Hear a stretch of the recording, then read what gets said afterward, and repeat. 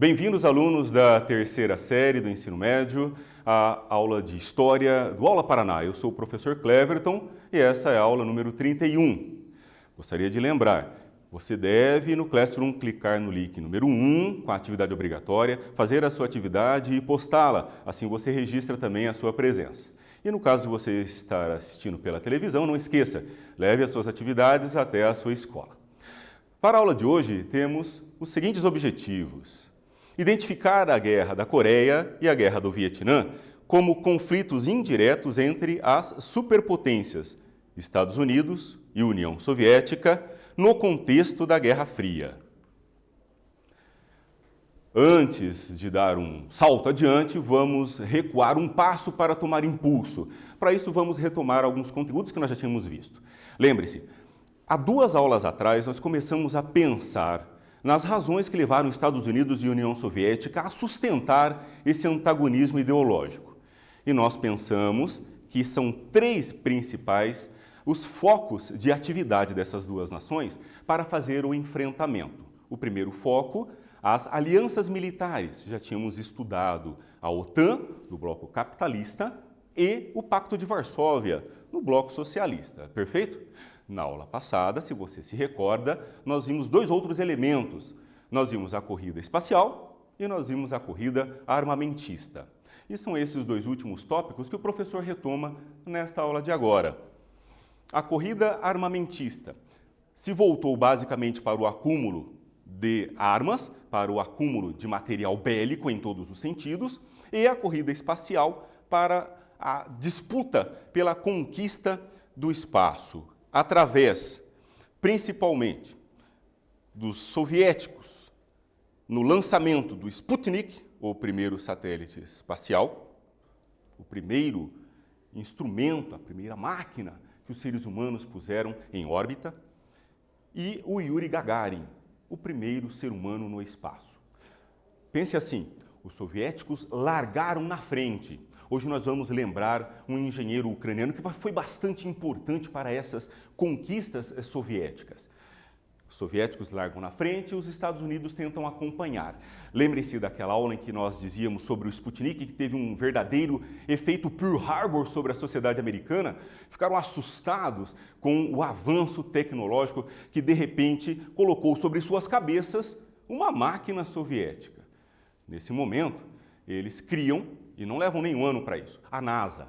E é através da NASA e do desenvolvimento das missões Apollo que os 2 primeiros astronautas chegarão à Lua. O nome deles está aqui, Neil Armstrong e o Edwin Aldrin. O Buzz, né? O Buzz. E a ARPANET. Na aula passada também nós falamos sobre esta primeira rede de computadores com finalidade militar, é claro, durante a Guerra Fria, nos 60, né? Mas que ela deu origem ao que nós chamamos hoje de internet após algumas modificações, ok? Bom, esse é o contexto daquilo que nós tínhamos visto na aula anterior. Antes de darmos início a essa aula, vamos fazer então um pequeno quiz para você se recordar e testar os conhecimentos que nós já tínhamos trabalhado. No primeiro quiz, nós vamos fazer o seguinte. Você vai preencher as lacunas dizendo qual é o nome que nós damos para a rivalidade técnico-científica entre Estados Unidos e União Soviética no campo da astronáutica. Depois, qual o nome que nós damos para a disputa pelo maior arsenal bélico com acúmulo de artefatos nucleares. Em terceiro lugar, o nome do primeiro satélite artificial da Terra, artificial. E, por último, os nomes dos 2 primeiros seres humanos a pisar na Lua. Vamos dar um tempinho para você responder e voltamos já.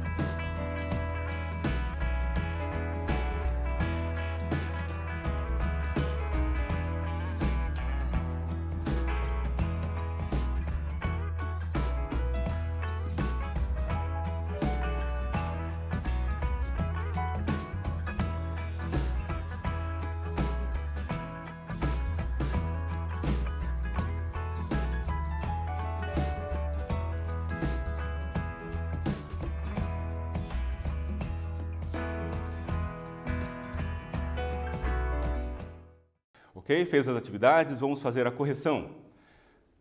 A rivalidade técnico-científica entre Estados Unidos e União Soviética no campo da astronauta nós chamamos de corrida espacial.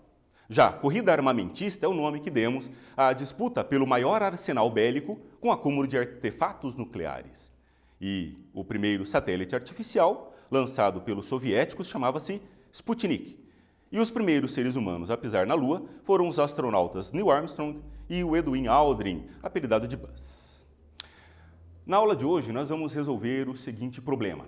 Vamos pensar sobre como as guerras da Coreia e do Vietnã representam um antagonismo entre capitalismo e socialismo na Guerra Fria. A ideia é a seguinte.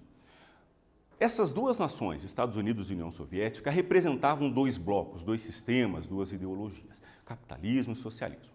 Mas entre eles, entre esses dois países, nunca houve uma guerra declarada. O que aconteceu foi que nações do terceiro mundo eram disputadas como zona de influência entre essas chamadas superpotências. O professor gostaria de lembrar o seguinte: o palco sangrento da Guerra Fria foi o terceiro mundo. Essas nações que foram disputadas por Estados Unidos e União Soviética, palmo a palmo, como mecanismo de sobrepor ao outro bloco, sobrepor-se como domínio ideológico, como domínio militar, como domínio político, que gerou no terceiro mundo esses conflitos severos, graves, sangrentos. Milhões de mortos é a conta que nós vamos fazer, vamos contabilizar ao final dessa aula nas guerras da Coreia e do Vietnã. Bem, vamos lá. A Guerra da Coreia acontece na região geográfica chamada Península da Coreia. Nessa região, houve uma ocupação japonesa que aconteceu a partir de 1910. Os japoneses anexaram até 45 e em 45 a região passa por uma mudança geográfica com relação ao domínio estrangeiro. Pense da seguinte maneira. Em 1910, no começo do século XX, os japoneses ocupam a região. Mas os japoneses lutaram ao lado dos países do eixo, né? Roma, Berlim, Tóquio, sim, ao lado dos nazistas, do fascismo italiano na Segunda Guerra Mundial. São derrotados. Lembra-se Hiroshima e Nagasaki, as bombas nucleares que foram detonadas no Japão. Então, o Japão derrotado na Segunda Guerra perde a colônia da Coreia. Dessa maneira, em 1945, final da Segunda Guerra, a região passa a compor o cenário da Guerra Fria, da disputa ideológica entre capitalistas e socialistas. Por isso, Estados Unidos e União Soviética dividem a região. O norte com influência socialista, com influência soviética e chinesa, e o sul sob influência dos Estados Unidos. Acontece que deveria haver uma eleição geral pela unificação do país. Essas eleições não acontecem. E em 25 de junho de 1950, a Coreia do Norte ocupa a Coreia do Sul capitalista. Para conter essa invasão, a ONU autoriza cerca de 15 países, sob a liderança dos Estados Unidos e comandados pelo general MacArthur, a tomar providências e reconquistar o território que antes estava sob o domínio dos capitalistas.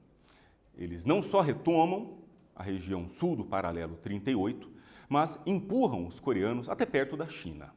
Então a península toda passa a estar sob o controle do bloco capitalista. Obviamente, o norte socialista não fica de braços cruzados. China e União Soviética vão em socorro da Coreia do Norte.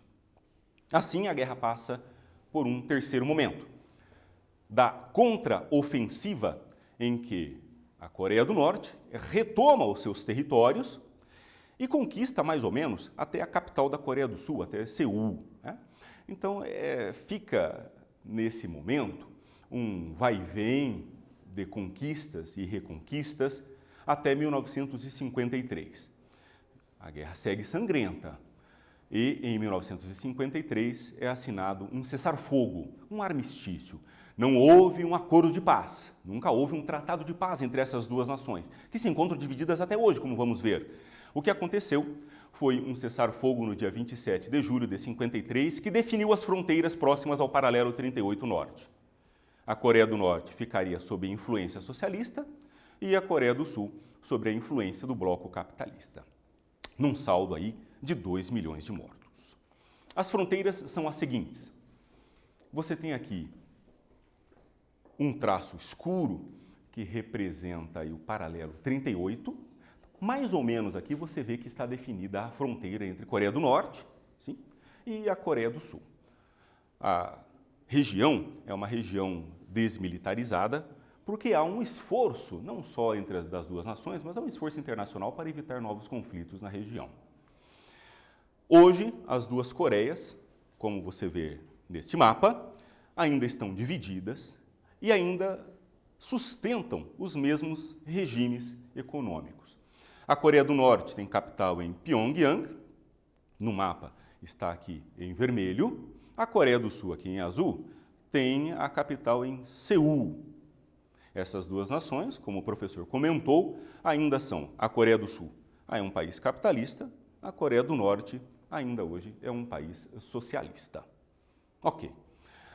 Esta imagem você encontra no site da NASA, ela é produzida pela Estação Espacial Internacional. Você tem ela no Google, lá são imagens muito bonitas da Terra vista do espaço durante a noite. O que o professor quer lembrar é, essa região aqui, que você observa, é a Península da Coreia. Ao sul, a Coreia do Sul, um país com um grande consumo de energia elétrica, como você vê. Esse foco brilhante é a capital Seul e seus arredores. Ao norte, você tem uma mancha escura, um país basicamente agrário, ainda a Coreia do Norte. Mas você vê um foco clarinho ali, mais branco, que é justamente a capital Pyongyang. Okay? Essas são as duas Coreias hoje. Um país bastante fechado, a Coreia do Norte. E desde a implantação do regime, passando pela Guerra da Coreia até os nossos dias, o que nós temos na Coreia é uma verdadeira dinastia da família Kim. A gente ouve falar bastante deles hoje nos noticiários ainda, né? Porque nós começamos um governo com o pai, lá em 1948, Kim Il-sung, chamado o grande líder, né? Há um culto às personalidades da família Kim, são autopromovidos. Depois governou o filho, Kim Jong-il, autodenominado o querido líder. E por último, Kim Jong-un, que governa até os nossos dias, chamado o líder supremo.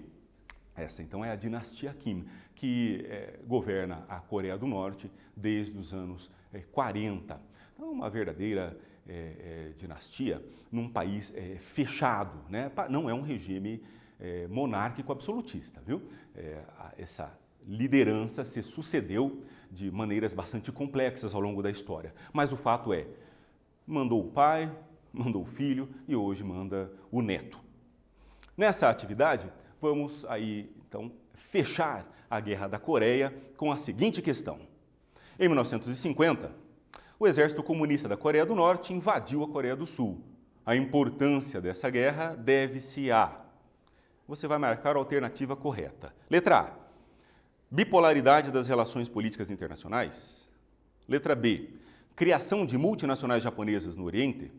Letra C. Hegemonia soviética no Terceiro Mundo. Ou letra D. Mundialização do acesso a fontes de energia. Voltamos já com a correção.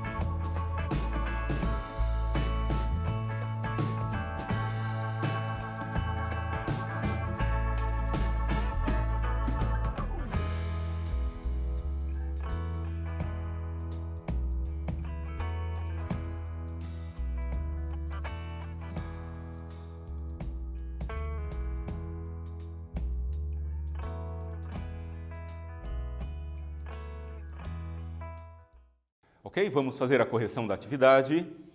A importância da Guerra da Coreia está na bipolaridade das relações políticas internacionais. Como o professor comentou, essas guerras, a da Coreia e a do Vietnã, que vamos ver agora, elas são um reflexo, né? Elas são causadas, em sentido mais amplo, pelo conflito que chamamos de Guerra Fria. Então vamos à Guerra do Vietnã.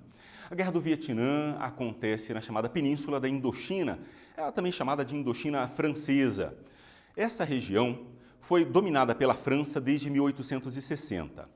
Aí entenda o seguinte, durante a Segunda Guerra Mundial, os japoneses conquistam a região, bem próxima do Japão. Mas você se recorda, o Japão foi derrotado junto com os países do eixo ao final da Segunda Guerra, sim? Então o Japão também perde essa colônia na Indochina ao final da Segunda Guerra. Os franceses tentam recolonizar a região. E isso provoca uma reação de um grupo nacionalista vietnamita chamado Viet Minh, grandemente liderados por Ho Chi Minh, a figura mais importante aqui da Guerra do Vietnã. Não esqueça o nome dele, o Ho Chi Minh. Ele liderava esse grupo de nacionalistas que lutaram contra o processo de recolonização francesa que começou ao final da Segunda Guerra Mundial. Sim? Queriam manter a sua liberdade, manter a sua independência. Essa é uma ideia-chave para se entender o conflito no Vietnã. Bom, a Indochina francesa, em 1954, acabou sendo dividida. Laos, Camboja, 2 países estão lá até hoje, e o Vietnã. O Vietnã também ficou dividido. O norte, chamada República Democrática do Vietnã, com capital em Hanoi, sob influência socialista. O sul, com capital em Saigon, chamado República do Vietnã, sob a influência dos países capitalistas. Em 1954, termina então a primeira fase da Guerra do Vietnã, que nós chamamos de Guerra da Indochina. É um processo que, se você pesquisar outros textos, vai ser visto como uma coisa só, tá? Essa Guerra da Indochina, desde o final da Segunda Guerra Mundial até 1975, de fato mas didaticamente fica fácil se você entendê-lo como 2 momentos. Primeiro, os vietnamitas lutam contra os franceses porque não querem ser recolonizados. E assim, em 1954, nós temos uma península dividida em 3 países e o Vietnã dividido em um país ao norte, né, sob influência socialista, e ao sul, um país sob influência capitalista. Assim, inserido na ordem bipolar mundial. Essa é a região, e aqui no mapinha nós temos a cores os 3 países que nós mencionamos. O Laos e o Camboja, e o Vietnã, que é o foco do nosso estudo. Vietnã ao norte, chamado República Democrática do Vietnã, e ao sul, chamado Estado do Vietnã. Vamos fazer uma pequena atividade e fechar, então, essa primeira parte da Guerra do Vietnã, a chamada Guerra da Indochina, com a questão seguinte. A partir de 1949, os Estados Unidos apoiaram os franceses na Guerra da Indochina, o que se explica pelo: letra A, interesse dos Estados Unidos em explorar látex no Vietnã. Letra B, temor do governo dos Estados Unidos com o avanço do comunismo no Sudeste Asiático. Letra C, receio de que a China comunista promovesse a liberdade da imprensa no Vietnã. Letra D, interesse soviético em criar mais gulags para dissidentes políticos. Voltamos logo com a correção.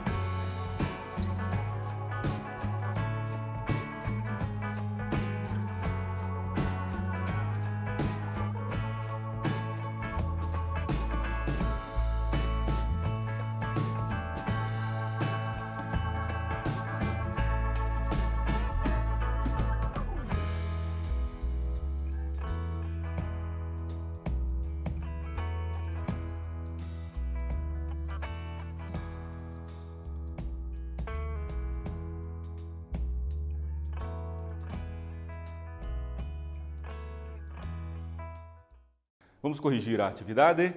A resposta correta, óbvio, sim. O temor do governo dos Estados Unidos com o avanço do comunismo no Sudeste Asiático. E isso é o que vai perpassar todas as políticas externas, a política internacional americana durante todo o período de Guerra Fria. Esse medo, né? Essa paranoia de que os comunistas estão dominando o mundo. Já percebemos isso. Em 1956, assim como aconteceu lá na Coreia, aqui no Vietnã também deveria haver eleições pela reunificação do país. Era o desejo do povo. Mas aqui acontece um porém. O sul do Vietnã era governado por um regime autoritário, Ngo Dinh Diem. Esse cidadão toma o poder, aplica golpes, um governo bastante autoritário, totalitário, e não permite eleições para que o povo decidisse sobre os destinos de toda a região, de todo o país. Bom, como não houve eleições, a região norte continua sob o domínio socialista e o sul sob o domínio capitalista, mas numa imposição. Por isso, no sul, surgem os Vietcongues, da Frente de Libertação Nacional, em 1960. De inspiração socialista, lutavam pela libertação do Vietnã do Sul, ou pelo menos a realização daquelas eleições que foram prometidas e nunca foram feitas. Este é o conflito, então. O Vietnã do Norte, um país socialista, o Vietnã do Sul, um regime autoritário capitalista, e no Vietnã do Sul surge uma guerrilha, né? Os Vietcongues, que lutavam por maior direitos, lutavam por democracia. A Guerra do Vietnã, que nós datamos de 64 a 75, ela se circunscreve a partir da intervenção americana em 1964 e 1965. Tá? Bom, essa intervenção vai fazer com que a guerra tome proporções internacionais. E o que era uma guerrilha local por democracia torna-se um expoente da Guerra Fria. Os resultados sempre dramáticos. Dos mais de 540 mil soldados americanos, mais de 50 mil morreram. Entre os vietnamitas, o cálculo de mortos é entre 1 milhão e 3 milhões. Os Estados Unidos sofreram uma grande pressão da sociedade americana, uma pressão interna pelo fim da guerra, isso durante todo o período. Foi uma guerra que se arrastou, não como a Guerra da Coreia, que a intervenção americana foi decisiva. Lembre-se, na Guerra da Coreia, com a entrada dos Estados Unidos, o general MacArthur faz um grande avanço, retomam toda a península, né? Aqui, na Guerra do Vietnã, isso não acontece. Esses Vietcongues se enfiaram em matas, se enfiaram nas florestas, eram apoiados pela população e nem a poderosa força americana conseguia tirá-los dos seus esconderijos, e a perda de mais de 50 mil homens indica para nós que eles também não estavam preocupados só em se esconder. Fizeram realmente uma guerra de guerrilha bastante acirrada. Os Estados Unidos, com essa oposição interna, se retiram da guerra, a partir dos acordos de Paris, que nós logo vamos ver. Mas, a princípio, pense no seguinte. O professor comentou que o terceiro mundo é o palco sangrento da Guerra Fria, sim? Aqui veja, perderam mais de 50 mil homens os norte-americanos, mas mais de 1 milhão, talvez até 3 milhões de vietnamitas morreram nessa guerra sangrenta. Na disputa entre as superpotências, eu me lembro do seguinte: em briga de elefantes, quem sai perdendo é a grama, quem está por baixo. São esses povos dos países do terceiro mundo que vão pagar essa conta da disputa ideológica internacional. Em 73, como o professor comentou, os Estados Unidos retiram as suas forças, o que permite o avanço das tropas socialistas do Vietnã do Norte e o fortalecimento dos Vietcongues no Vietnã do Sul, que se rendem, sim. O governo do Vietnã do Sul se rende em 75, pondo fim a esse sangrento conflito. A unificação, então, acontece.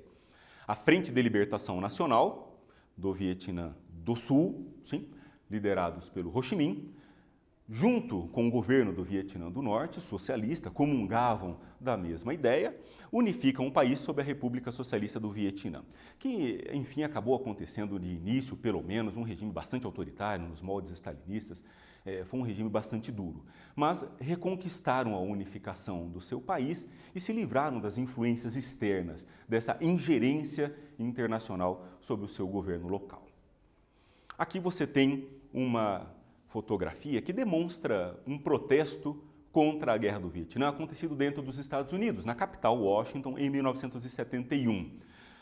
É só uma fotografia, você encontra centenas, quiçá milhares delas na internet. Muitos filmes foram feitos a respeito, há muitos documentários e cenas de televisão da época. A pressão interna foi bastante decisiva para que o governo americano entrasse em acordo, né, e retirasse do Vietnã as suas tropas, pondo fim a esse conflito que para os norte-americanos já não fazia sentido. Vamos a uma atividade, então, lembrando o seguinte. Os protestos, o professor marcou no texto, levaram ao fim da Guerra do Vietnã. Essa é uma frase de Mertel para o Estado de São Paulo, esse jornal, em 2005. Mas é aquilo que a gente viu na fotografia, sim? Os protestos da sociedade americana, veja as vantagens de uma democracia, né? Dentro do próprio país, a sociedade se organiza contra o seu governo, isso é bastante importante. Vamos à atividade, então.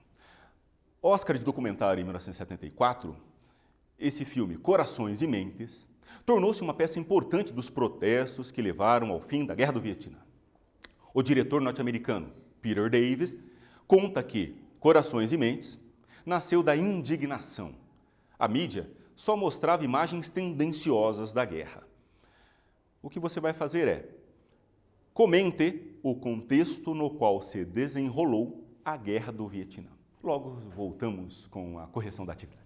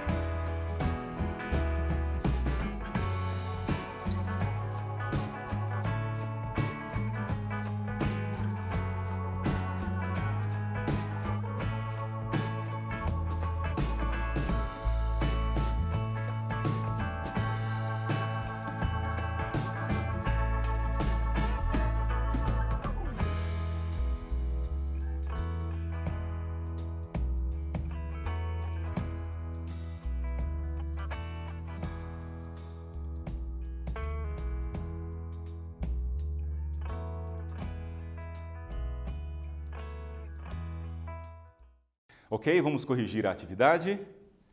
O contexto no qual se desenrolou a Guerra do Vietnã foi o contexto da Guerra Fria, em que Estados Unidos e União Soviética disputavam a hegemonia política e militar por meio de conflitos indiretos, como foi a Guerra do Vietnã. Bom, retomando aquela ideia inicial, a problemática do começo da aula, como as guerras da Coreia do Vietnã representam esse antagonismo entre capitalismo e socialismo, então nós concluímos, né? Coreia e Vietnã eram países do terceiro mundo. E esses países foram o palco sangrento da Guerra Fria.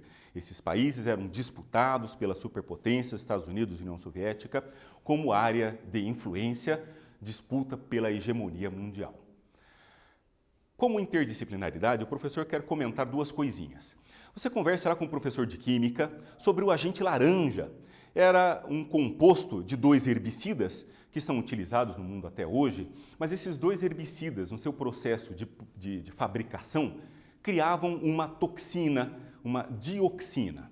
Bem, o agente laranja era usado como desfoliante, é usado até hoje contra plantas dicotiledôneas, para preservar gramíneas e eliminar as plantas que dominam as plantações. E lá no Vietnã foi utilizada para evitar que se produzisse comida e também para que as folhagens das árvores onde estavam escondidos os vietnamitas, os vietcongues, né, essas folhagens caíssem e revelassem assim os locais de esconderijo. O problema está na dioxina, e aí o professor de biologia pode te ajudar com isso. TCDD é uma dioxina que essa sim é extremamente tóxica aos seres humanos. Ela é lipossolúvel, se acumula no tecido adiposo e faz bioacumulação, quer dizer, ao longo da cadeia alimentar, ela aumenta a sua concentração.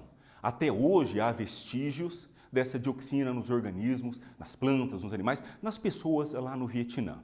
Então, inicialmente, aqueles herbicidas que foram usados como agente desfoliante, que até hoje são utilizados no Brasil, é o 2,4-D, o segundo princípio ativo de agrotóxico mais utilizado, né?